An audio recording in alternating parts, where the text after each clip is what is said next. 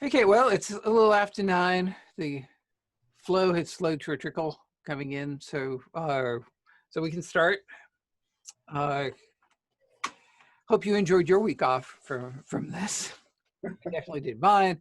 But reminder, we're recording it. You can turn off your video and audio, and we don't mind. You can be completely anonymous. And when it gets posted up, all of your names and telephone numbers will disappear and be scrubbed away. And it will look like we have far fewer people than we actually do, although we don't have a lot today. So our updates are, and Liz can jump in if I forget anything that she thinks is update worthy. We did update our COVID Q&A. So there were a few that we took off because they're no longer relevant now that we've kind of resuming the normal schedule and expected submittals. So a few of them are gone, a few are edited to reflect the current conditions, relatively minor edits. So that's up there, take a look. There was a LSP board meeting recently, which I did not participate in, but I heard that we did get approval for the vapor intrusion course for 2 DEP credits, regulatory credits, and plus 2 technical. So we have that to look forward to. And I know our PFAS online training that we've been talking about for a while is getting closer and closer to being ready to go. So you should be looking for that. Kind of other DEP news. One thing to keep an eye on is the PFAS MCL is kind of incrementally moving towards being finalized. It looks like it is still on track for later this summer, and keeping in mind that we still have, that would include through like September 21st, the astrological end of summer. But I would say, I think probably before that, it's reaching the end game for that. So we will have that fairly soon. And for people interested in solid waste, the solid waste master plan is out for public hearings again. So there are 3 more between now, August 20th, and around September 20th, I think. So 3 more through the end of summer. And the first one was on July 22nd, and the video for that is on YouTube if you want to see kind of what people find as issues or want to hear what we've said. So, we'd encourage you to participate in those as well. Our big news is that our NRD coordinator position is being filled on August 17th, and Michelle Craddock, who has worked for the Division of Ecological Restoration, will be joining us as the new NRD coordinator. So we're very excited about that. And kind of not perhaps coincidentally, the Division of Ecological Restoration is looking for a restoration specialist. And that's posted on the Mass Careers website if you know of anybody who might be interested in that. So those are the things that I've got. I'm still working my way through a pile of emails from last week. I've almost gone through there. So if anybody else from DEP has something that they want to kind of add to that, see Gerard is here. Hi, Gerard. Liz, no? Got everything covered? Okay, well then I'll open it up to comments or questions or anything you guys have. Anything you want to talk about? You're all quiet.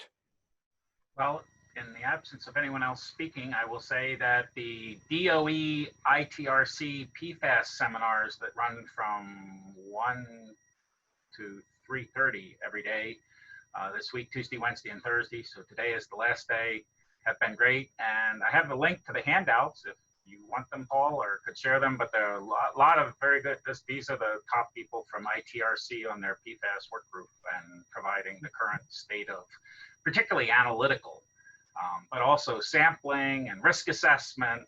Good presentation on risk assessment yesterday, so I'd be glad to provide them. And Oh, that would be great. Thank you. all right, I will. Yeah, it is. It is hard to keep up on everything PFAS these days. Well, it was interesting to hear in their risk assessment how they were talking about doing risk-based, what we would say like a method 3 based cleanups, and believing that there is enough information available to do that, although it is obviously changing daily. So with new information coming in. So yeah, what in that discussion, kind of how is the PFOS and PFOA, where there's, certainly,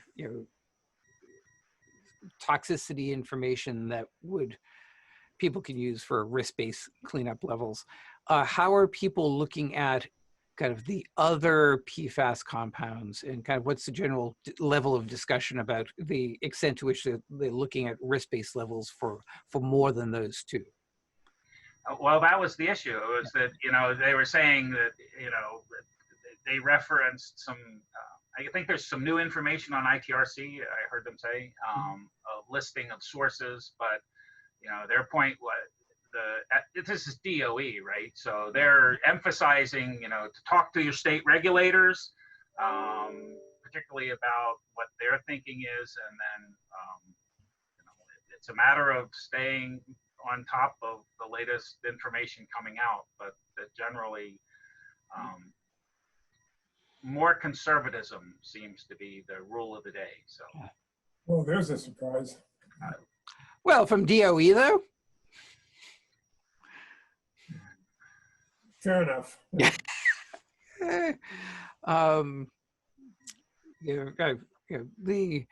I think DOD, DOE, EPA have been, I think, conservative in the sense of cautious in their approach, and not moving too quickly, and waiting to have what they feel is sufficient information before they kind of take additional steps. So conservative in some ways, but so hearing this from DOE, kind of, I don't know if it reflects more of a federal movement or not. Will always be interesting to see as it continues. Yeah, it was for federal, it's a lot of federal agencies besides just DOE. A lot of DOD people and other things were getting guidance there as well. And the other thing that was interesting to me was the amount of ecological data. So they had some interesting case studies and things like uptake in birds. Oh, cool. LLNL and fish uptake. So anything about clams? They did not. Simple takeaways. So the simple takeaways are that animals, including fish, bioaccumulate the longer chain, and plants accumulate the shorter chain. Okay. Oh well, I will send you stuff and you can share. Excellent, thank you. You're welcome. So any other big news from the outside world? Hey, Paul, this is Marilyn. Hey, Marilyn. Good morning. Since you're getting through your emails, you probably didn't get to the one I sent you earlier this week, which is fine. Totally get that. But we had the LSPA Climate Change Subcommittee at our most recent meeting this week. Ken did an awesome job of giving a accelerated brief version of the presentation he did to EBC regarding climate change in the MCP. And the committee felt that it was so good, it really needs some broader play. And so, we were wondering if perhaps you could show it at one of our next, one of these meetings. Because it would be beneficial for more people to hear what Ken said. It was excellent. And then the other thing is that the committee's like near-term action items right now are a couple of things. One is to start a glossary of terms that relate to climate change and resiliency, and we're collecting definitions as the first step in trying to get to what definitions might be appropriate for Massachusetts to use. And then we're also working on the Q&As, that is the ultimate delivery. So we've started to assemble the Q part of the Q&As. So if people think of questions that they have related to interpreting the climate change, we encourage them to send. Okay, and that would be sending it into you or to the LSP Association directly? Well, we actually have an email. I'll send you the best contact. They can email. That's good.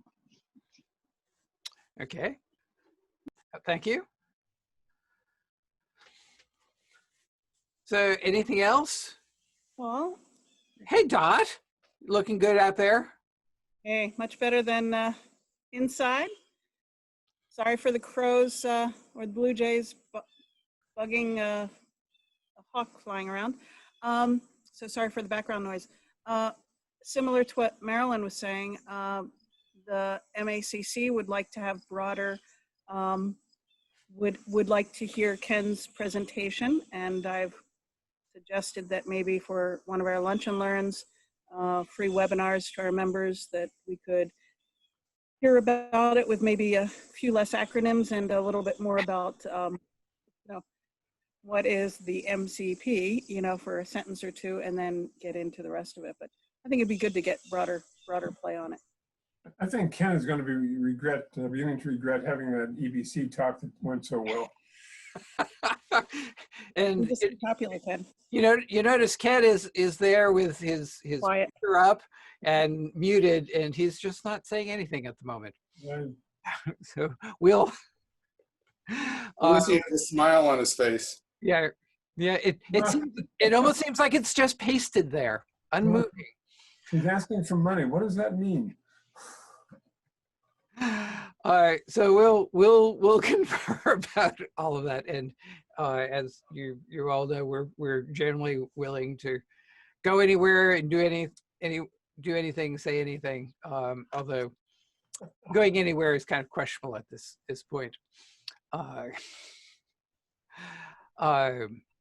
So we will get back to both of you on how we can arrange that, and kind of similar to what we were talking about before, and along those lines, we are willing and able to give talk about what the MCP is, kind of how we deal with environmental protection and environmental restoration and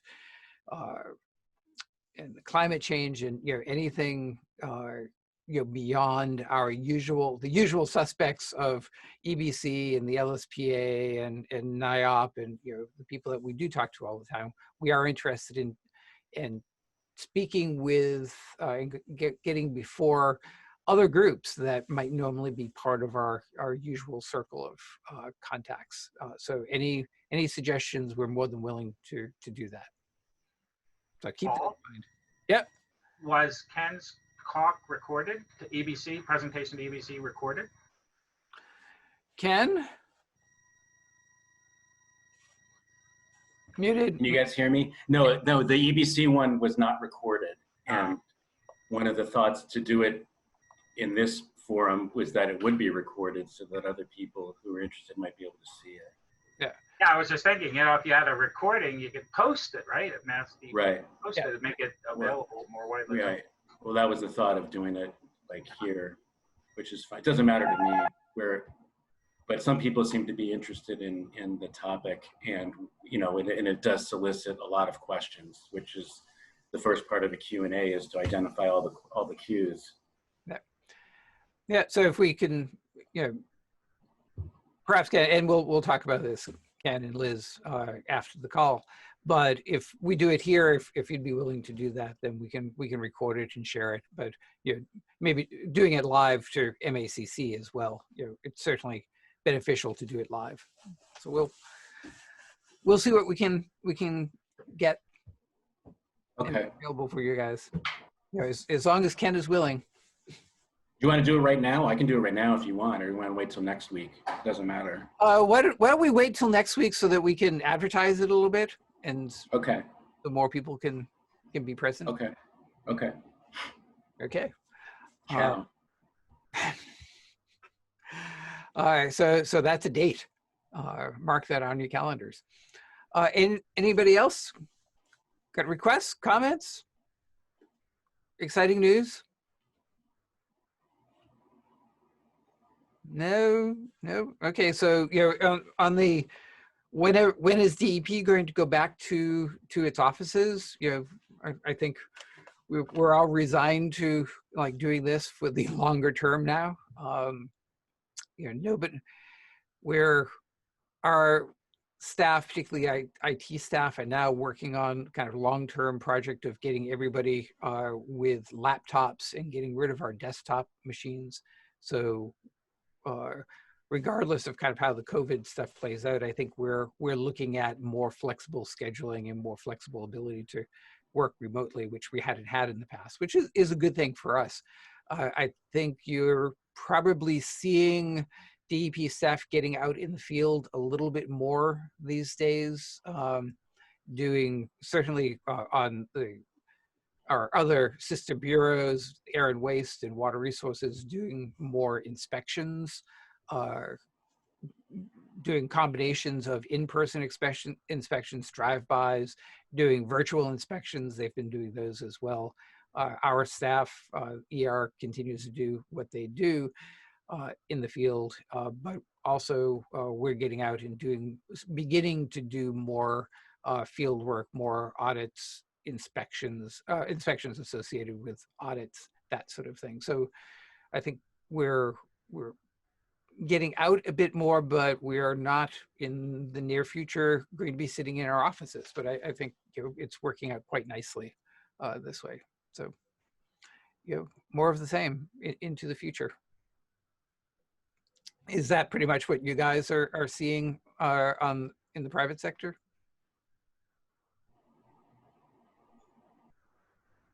Just nodding heads would be fine. Yeah.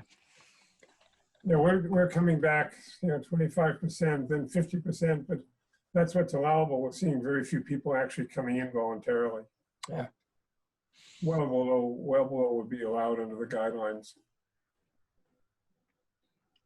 Yeah, my wife's company just, you know, told them, you know, not before the end of December. So they're, I think nobody is in a rush to get back, and certainly for the folks in the Boston office, where you really can't drive in. I mean, well, you can, but you know, the costs of driving in are much higher, and at some point, if everybody starts driving in, there won't be parking spaces in the garages.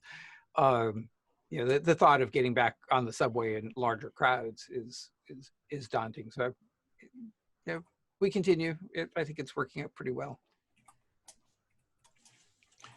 So, okay, if there's nothing else, anybody else, we'll call an official end to the meeting. So this is where I'm going to edit it. So if you have anything else that's non-meeting related, feel free to speak up as well. I'm just having a theme to these meetings, Paul. Did you give up on that? I haven't given up on it, but you know, the certainly this meeting after I was on vacation, I hadn't given much thought at all, or I've been trying to put off thinking about this meeting for a while. all my meetings.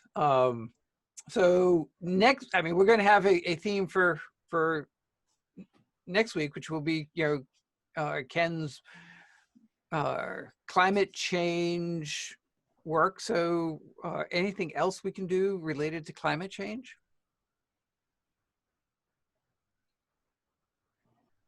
You can look at droughts through history. This is not as bad as a 60s drought, but still pretty bad.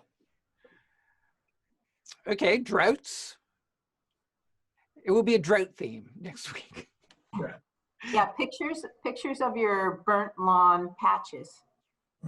That's just what I was going to say. Or pictures of your burnt lawn, and then your neighbor, who for some reason has a bright green lawn.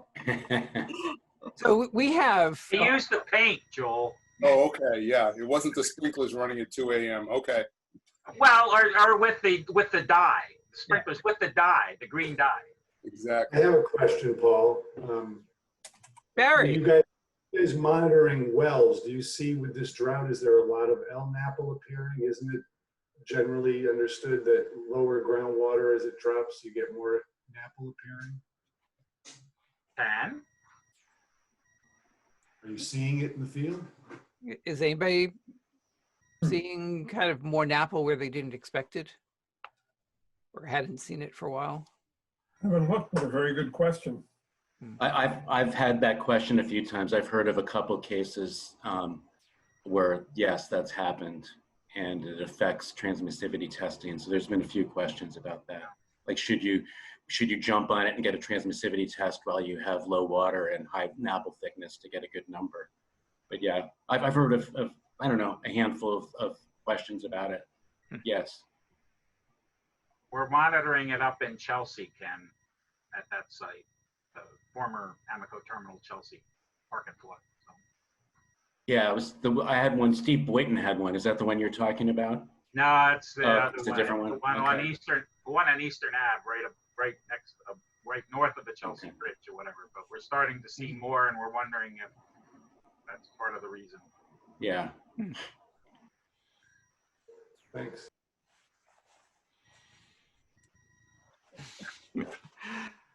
Okay, so we'll see you next week. We'll be hearing from Ken next week, and we'll put up some notices and send out an email to advertise that a bit. And we'll end the day next week with photographs and discussions about drought. Okay, so good seeing you all.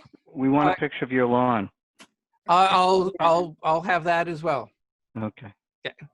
All Bye, right. guys. Bye, guys. Bye. Thanks, Paul.